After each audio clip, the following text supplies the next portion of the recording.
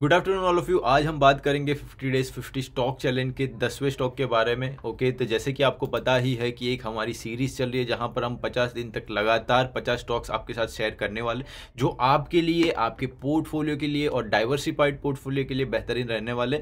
तो आज हम बात करेंगे 10वें स्टॉक यानी कि हमारे इंडियन ऑयल कॉरपोरेशन लिमिटेड के बारे में। ठीक है, कंपनी अच्छी खासी है, सभी को पता ही है, नामचीन कंपनी है अपने सेक्टर में। कहीं ना कहीं कंपनी बहुत बढ़िया सा परफॉर्म कर रही है। टेक्निकल एनालिसिस, उसके बाद फिर फंडामेंटल एनालिसिस पे जाएंगे। तो सबसे पहले बात करेंगे टेक्निकली। आपको एक चीज़ देखने को मिली थी कि भाई जो स्टॉक था वो 88 रुपीज़ के आसपास से चल रहा है, यानी कि 80 रुपये के आसपास से चला हुआ स्टॉक है। अच्छा खासा बोल सकते हो कि रिटर्न दिया था, जो भी स्टॉक था वो डबल हो गया था और उसके बाद एक करेक्शन में फेज में आया था। करेक्शन बोल सकते हो कि मोटा मोटी 34% के आसपास का एक करेक्शन हमें देखने को मिला है। और उसके बाद प्राइस एक बोल सकते हो कि डेली डिमांड जोन है यहाँ पर, वो डेली डिमांड जोन के आसपास सपोर्ट लेके एक कंसोलिडेशन जोन क्रिएट करने की कोशिश यहाँ पर कर रहा है। ठीक है, तो 140 के आसपास यहाँ पर आप एंट्री कर सकते हो। यहाँ पर ये ऊपर की साइड में जो भी एक कंसोलिडेटेड एरिया है, इसका एक ब्रेकआउट आता है। तो ऊपर की साइड में आपको एक अच्छा खासा बोल सकते हो कि 160 तक का फर्स्ट टारगेट, 180 सेकंड टारगेट और उसके ऊपर ऑल टाइम हाई 196 तक के टारगेट्स के लिए आप यहाँ पर बैठ सकते हो। स्टॉप लॉस की बात करें तो आप 125 128 रुपीज़ का स्टॉप लॉस रख सकते हो नीचे की साइड में।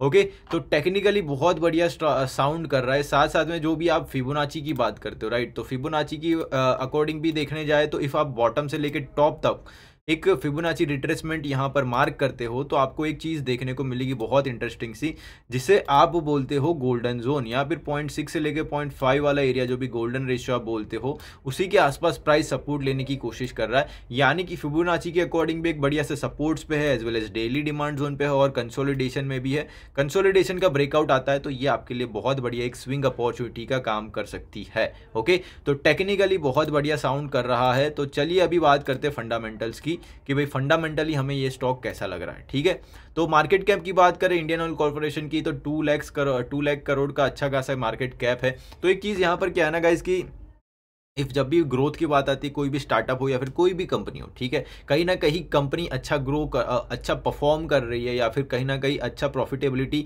जनरेट कर रही है, तभी जाके उसके ग्रोथ फैक्टर पे बोल सकते हो कि बहुत बढ़िया इंपैक्ट पड़ता है। अदरवाइज जो भी स्टार्टअप्स भी होते हैं, आप देख रहे हो कि भाई जो स्टार्टअप अच्छा नहीं कर पाती है तो भाई वहाँ पर इन्वेस्टर के भी पैसे डूबते और वो कंपनी ग्रो ही नहीं कर पाती या फिर कहीं ना कहीं डूब जाती है, राइट। तो कंपनी इफ स्टार्टिंग के फेज में ही अच्छा नहीं कर रही हो ना तो वो कंपनी आगे ग्रो ही नहीं होगी। बट जो कंपनी ग्रो करती है उसका मार्केट कैप भी धीरे धीरे बड़ा होता जाता है। ठीक है, तो वही चीज़ आपको यहाँ पर देखने को मिल रहा है कि भाई 2 लाख करोड़ तक ये मार्केट कैप अभी चल रहा है इंडियन ऑयल कॉर्पोरेशन का। कहीं ना कहीं 11.7 के आसपास इसका पी चल रहा है, जो बहुत बढ़िया बोल सकते हो कि लग रहा है अभी के लिए। ओके, बुक वैल्यू की बात करें तो 128 के आसपास इसकी बुक वैल्यू चल रही है। डिविडेंड देने वाली कंपनी है, अच्छा खासा बोल सकते हो कि डिविडेंड दे रही है। ठीक है, तो प्राइस तो मैंने बता दी कहाँ पर चल रहा है। और लास्ट 5 साल के पी की हम बात करें तो गाइस देखो, ऊपर की साइड में 16 तक भी इसका पी गया था और वो घट के अच्छा खासा नीचे आ गया था और धीरे धीरे अभी ये पी बढ़ना स्टार्ट हुआ है जो 12 के आसपास है। तो अगेन ये पी थोड़ा सा बोल सकते हो 16 एज वेल एज सुपर 20 की साइड भी जाने की कोशिश कर सकता है। ठीक है, तो पी वाइज सभी चीज़ें मार्केट कैप वाइज बहुत बढ़िया लग रहा है। कॉन्स की बात करें तो देखो यहाँ पर प्रोज एंड कॉन्स, कॉन्स में तो कोई भी कॉन्स ही नहीं है भाई, यानी कि कोई डिसएडवांटेज है ही नहीं कि भाई इसमें क्यों इन्वेस्ट ना करे। सामने 1.11 टाइम्स इट्स बुक वैल्यू का ये कंपनी यहाँ पर अभी ट्रेड कर रही है। Stock is providing a good dividend yield of 8.45। ठीक है, तो कंपनी अच्छी खासी डिविडेंड बोल सकती हो कि प्रोवाइड कर रही है। Company has delivered good profit growth of 19% CAGR over last 5 years, यानी कि कहीं ना कहीं कंपनी का ग्रोथ फैक्टर बहुत ही बढ़िया है। ठीक है, company has being maintaining a healthy dividend pay out. Okay, तो जो चीज़ बहुत बढ़िया है एक्चुअली देखने जाए तो पहले ही मोहित सर ने आपको बता ही दिया कि भाई हम ऐसी कंपनी या फिर ऐसे स्टॉक्स आपके लिए लाएंगे जहां पर आपको डिविडेंड का भी बहुत बढ़िया पैसा मिलेगा। ठीक है, तो अब पीयर कंपनीज की बात करते हैं। पीयर कंपनीज में आपको देखने को मिलेंगे Reliance, BPCL, HPCL, MRPL and CPCL और गांधार ऑयल। ठीक है, तो सभी के पीज आप देखोगे किसी का 22 है, किसी का 20 है, किसी का 26 है।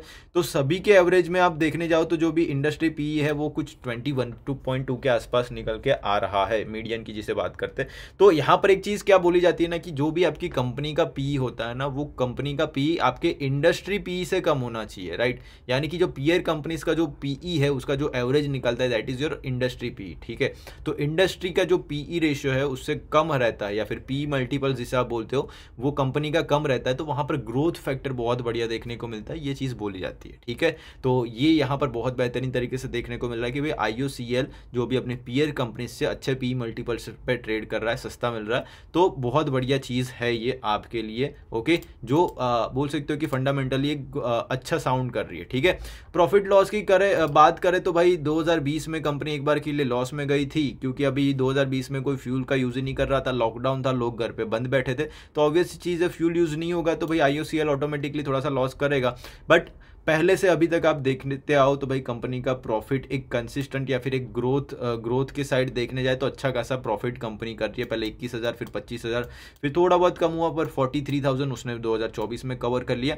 अभी ये फाइनेंशियल ईयर चल रहा है जहां तक इन्होंने 17,000 करोड़ का अच्छा खासा प्रॉफिट ऑलरेडी कर लिया है, जो हो सकता है कि मार्च फाइनेंशियल ईयर खत्म होने तक अच्छा खासा बोल सकते हो कि ये लोग करें। यानी कि अच्छी खासी प्रॉफिटेबल कंपनी है, कोई भी दिक्कत यहाँ पर नहीं लग रही है। और जहाँ पर जो भी कंपनी प्रॉफिटेबल होती है ना, वो कहीं ना कहीं अच्छा ग्रोथ करती है लॉन्ग टर्म में भी, ठीक है। एसेट्स की बात करें तो ऑब्वियस चीज़ है भाई, कंपनी जैसे जैसे बड़ी होगी कंपनी के एसेट्स भी बहुत बड़े होते जाएंगे या फिर मल्टीपल होते जाएंगे, तो वो भी अच्छा लग रहा है, ठीक है। अभी मेन इंपॉर्टेंट बात पे आते हैं कि गाइस शेयर होल्डिंग पैटर्न, ठीक है। जहां पर बड़े बड़े प्लेयर्स बैठे होते हैं वो स्टॉक सबसे बेस्ट रहता है, वो बोला जाता है। जहां पर रिटेलर्स बैठे या फिर जो गधे होते या फिर जो लोग भेड़ चाल में चलते, वो लोग जहां पर बैठे वो स्टॉक कहीं ना कहीं जाता ही नहीं है, वो वहीं का वही बोल सकते हो कि स्टक होता रहता है, क्योंकि पब्लिक सबसे ज़्यादा वहां पर बैठी हुई होती है, ठीक है। बट यहाँ पर आपको एकदम बेस्ट सिनारियो देखने को मिलेगा कि 51.50 जो भी उनका बोल सकते हो कि प्रमोटर्स का होल्डिंग है, वो उतना का उतना एक कांस्टेंट प्रमोटर का होल्डिंग है।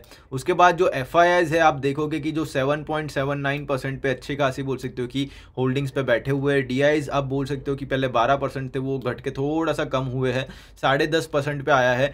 गवर्नमेंट ने अपना इन्वॉल्वमेंट बहुत ज़्यादा बढ़ाया, यानी कि गवर्नमेंट को भी कहीं ना कहीं ये बेस्ट इन्वेस्टमेंट लगता है, वो भी 19.5% के इन्वेस्टमेंट पे या फिर परसेंट के बोल सकते हो कि होल्डिंग पैटर्न्स पे बैठा हुआ है। पब्लिक 10% है सिर्फ, ठीक है। इसके अलावा जो भी 90% क्वांटिटीज है वो कहीं ना कहीं बड़े प्लेयर्स के पास है, जो एक बेहतरीन सिनारियो यहाँ पर लग रहा है, ओके। तो बड़े प्लेयर्स वहीं पे पैसा लगाते हैं जहां पर उनको लग रहा हो कि भाई ये लॉन्ग टर्म में अपने को खुद का पैसा या फिर अपने को बड़ा पैसा बना के देगा, ठीक है। तो वही कंपनी पे बड़े लोग पैसा लगाते हैं, या फिर यानी कि जो भी इंस्टीट्यूशनल इन्वेस्टर है वो वहीं पे पैसा लगाते हैं, ठीक है। तो यहाँ पर वही चीज़ देखने को मिल रही है। तो बहुत बढ़िया शेयर होल्डिंग पैटर्न, फंडामेंटल जो भी बोल सकते हो कि इसके नंबर से वो भी बहुत बढ़िया, साथ साथ में टेक्निकल भी है, बहुत अच्छा साउंड कर रहा है। तो ये स्टॉक में आप अच्छा इन्वेस्ट कर सकते हो। 140 के आसपास आपको एंट्री मिल जाती है, 141 जो भी करंट मार्केट प्राइस है, ठीक है। मंडे को यहाँ पर आप एंट्री कर सकते हो। नीचे स्टॉप लॉस हमने बता दिए, टारगेट्स भी आपके पास ऊपर की साइड में है, ठीक है। तो ये अच्छा आने वाले टाइम में अच्छा खासा प्रॉफिट आपको दे सकता है। तो ये है गाइस हमारा 10वां स्टॉक,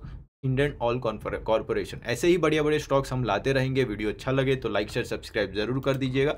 तो चलिए मिलते हैं नेक्स्ट वीडियो में, तब तक के लिए bye, take care and happy weekend guys.